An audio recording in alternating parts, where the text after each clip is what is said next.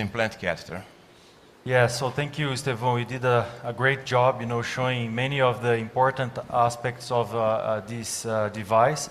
And now we are moving to the implant catheter.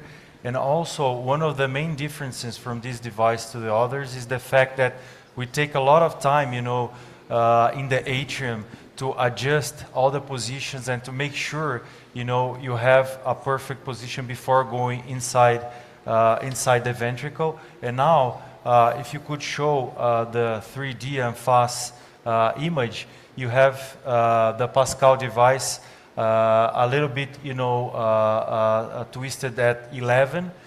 And to align the Pascal device, it's very important to do a maneuver called tau torsion, torção de toalha. So we're going to rotate the implant catheter clockwise to make sure we get a good position, and at the same time you get the fin and you turn in the other direction to get it more anterior. With that movement, as you can see there, now you have the device in a very good position before going inside the ventricle. And second, before going inside, you have to check the clasps. So here, if you could show my hand here, you have the light gray and the dark gray and the safety lock. So we're going to test to see which one is anterior and posterior. So right now, in the 3D echo, as you can see there, we are opening and closing.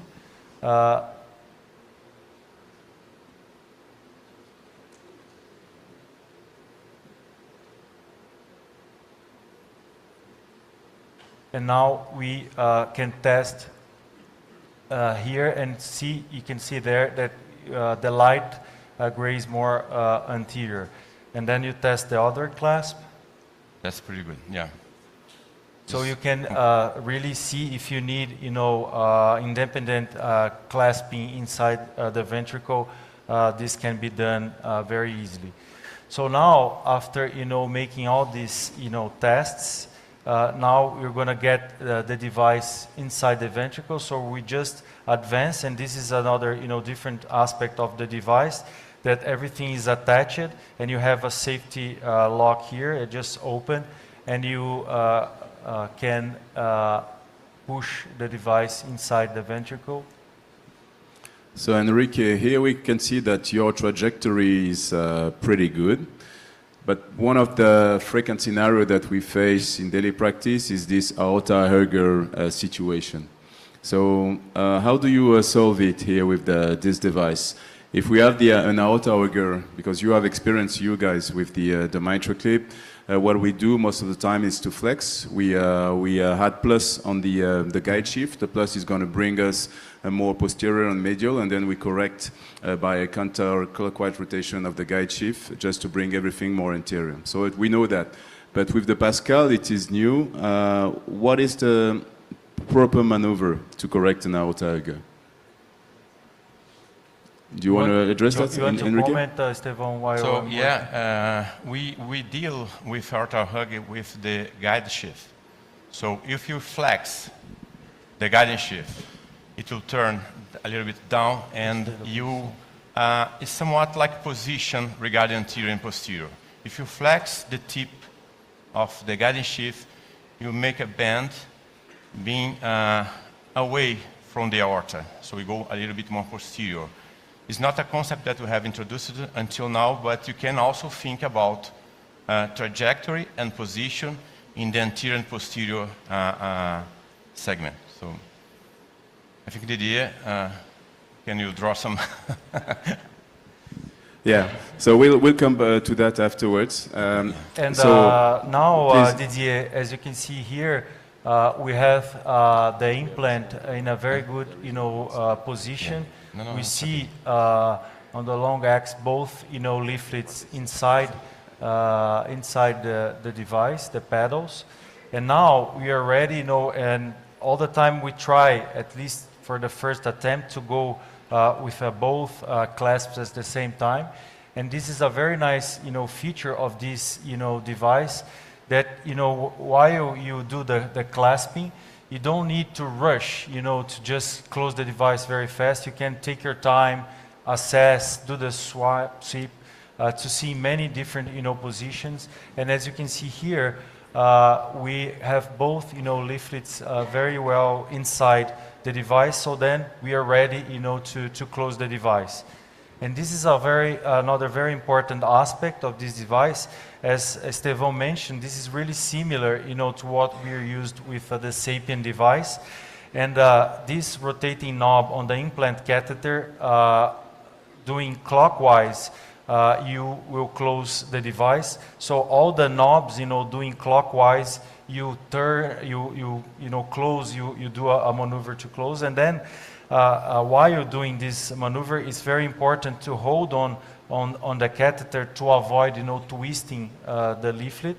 And in addition to that, you have either a tactile feedback and also a noise demonstrating that the device has been closed.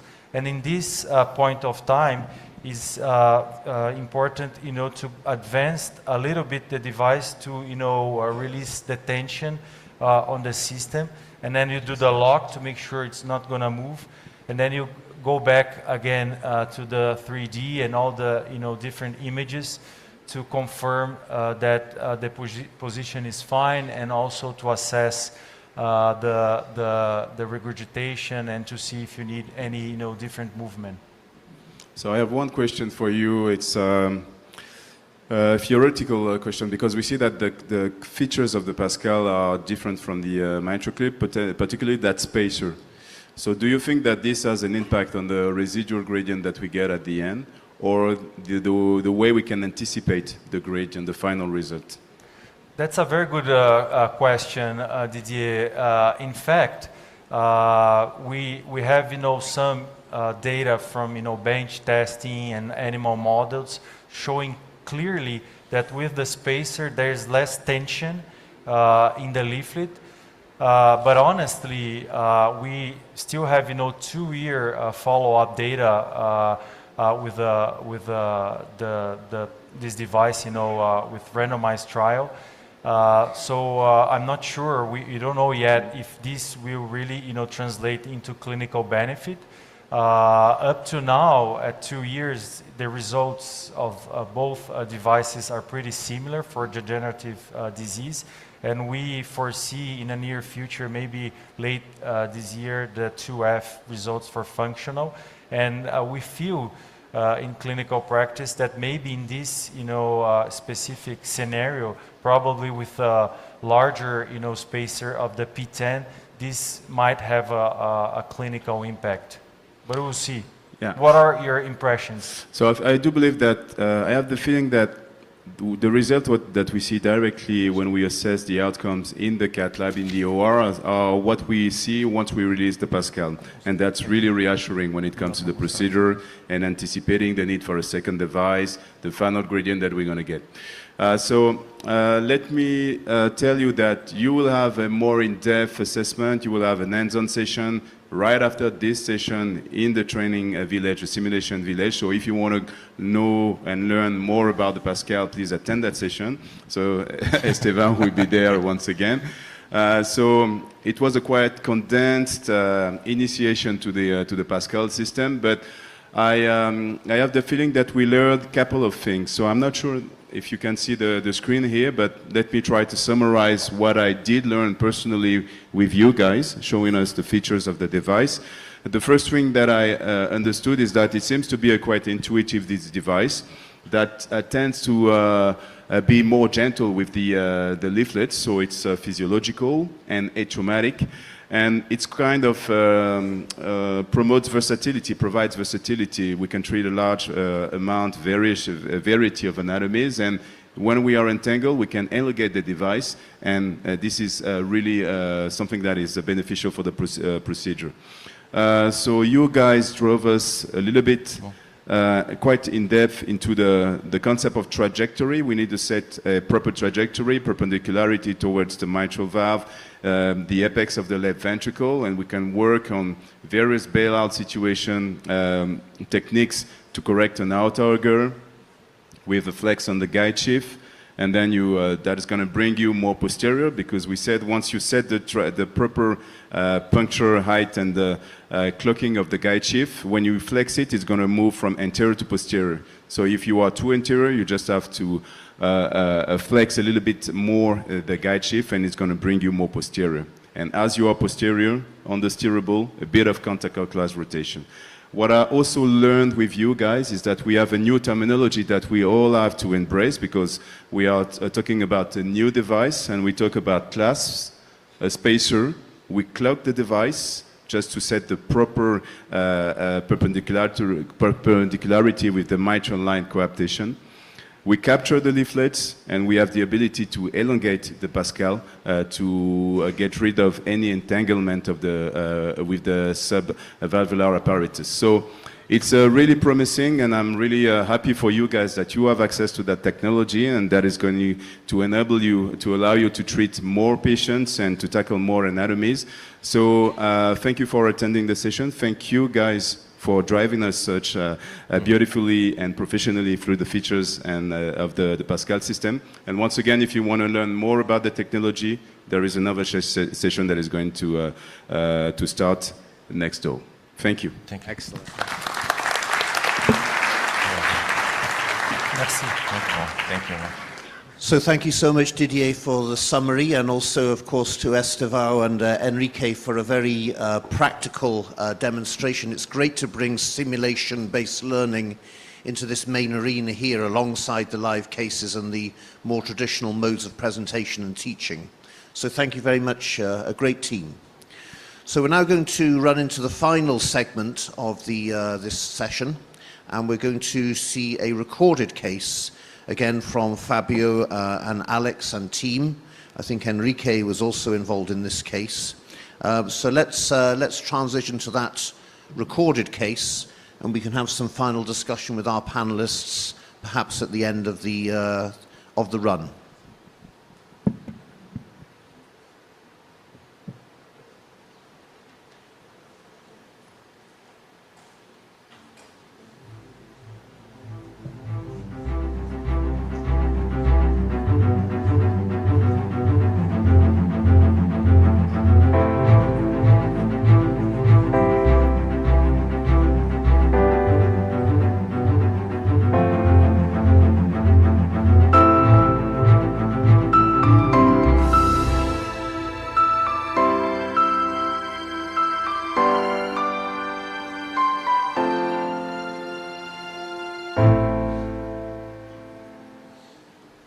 Welcome to Lab 5 here in INCOR, São Paulo. We are super excited to record this case for LATAM Valves 2025. No words to thank many people involved with this case and many others that we're going to be transmitting. Particularly for this case, we have the leader of our structural program, Fábio Brito, and Henrique Ribeiro, together with the fellows for the structural program here at INCOR. Pedro Jalad and Marco Antônio, a great team of nurses and techs, and a very strong team of echocardiographers that are helping us through this case. Without further ado, let me introduce Pedro Jalad, who is going to introduce the case to you. The present case is from a male patient of 64 years old, presenting with dyspnea classified as functional class 3, currently hospitalized due to heart failure. History of dilated cardiomyopathy with a left ventricular ejection fraction of 45% with no defined etiology. He is in chronic atrial fibrillation and on long-term oral anticoagulation. Past medical history includes an ischemic stroke in 2014. The estimated STS risk score is 1.5%. The transesophageal echocardiogram reveals a giant left atrium and a moderately reduced left ventricular function, with an ejection fraction of 43%. There is a severe mitral regurgitation of mixed etiology, with components of annular dilatation, ventricular dilatation, and anterior leaflet prolapse, resulting in a regurgitant volume of 65 milliliters, a valve area of 8 square centimeters, and an effective regurgitant orifice area of 0.66 square centimeters. The right ventricle has moderate hypokinesia and a severe tricuspid regurgitation. Fabio, I think this is a somehow controversial case, right? It's a mixed etiology between function and primary. Can you comment on the anatomy of this patient with a huge left atrium, prolapse of A2? So tell us a little bit what you think first about the indication for TEER versus potentially a surgery. So Alex, first of all, this patient is a very sick patient, young but very sick. It's an STS score of around 1, certainly does not represent the surgical risk of this situation. And we also have evidence showing that, for example, from the Matterhorn study, showing that what we can do here with clips or Pascal or TEER, at least equivalent to what we can obtain with surgeries. Also, with regard to the mechanism of mitral regurgitation here, I think we have all the mechanisms involved. We have functional because of tethering of the cords. We have dilation of a huge, giant left atrium with a functional atrial mitral regurgitation. And we also have a primary disease with a prolapse of the A2 segment of the mitral valves. Henrique, can you perhaps summarize the data that we have so far when we